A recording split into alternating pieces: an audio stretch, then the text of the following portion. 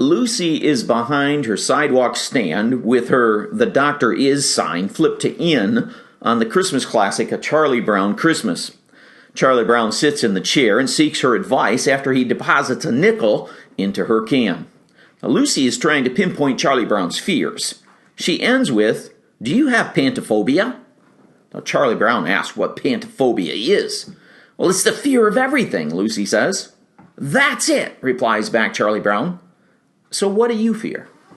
In our passage today, Jesus gives us an Oreo construct again. It's a way to communicate with a common thought on each side, the chocolate wafers, and then a big point to make in the center, the creamy filling. The chocolate wafer of Jesus' Oreo construct is, "I say to you, my friends, don't fear those who kill the body, and after that can do nothing more." Jesus' chocolate wafer message is not to fear man, who can only kill the body, because we are more than just a body. We are also a soul and a spirit that man cannot touch. The physical body is temporal, but the spiritual is eternal. So don't fear the man who can kill the physical body, but can't do anything with the spiritual.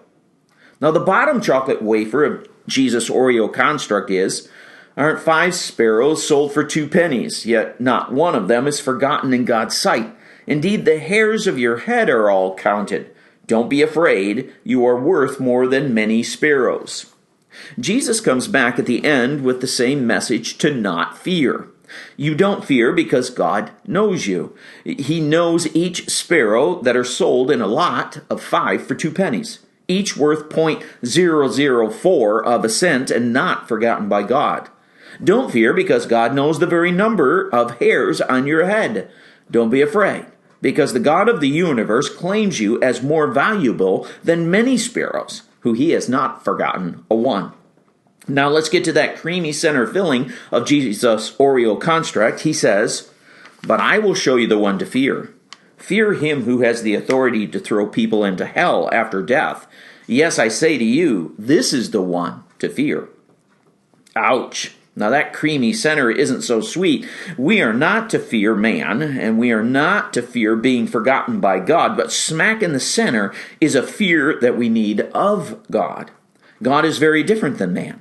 God can do something about the spiritual.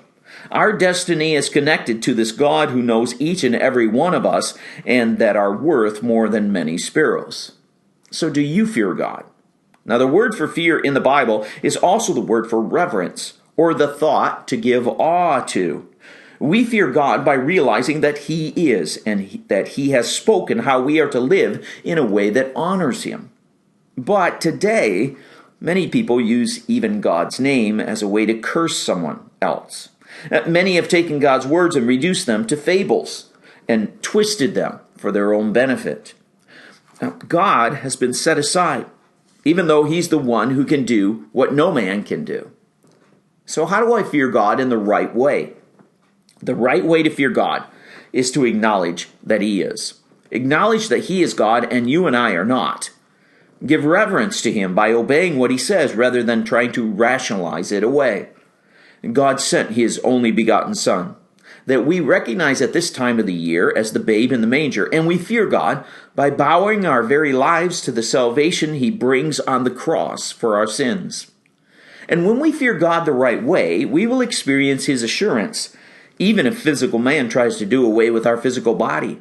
And we will also experience his relationship with us as someone who knows us so well that he even has counted the number of hairs on our heads. Now here is one fear that Charlie Brown and you and I need to have.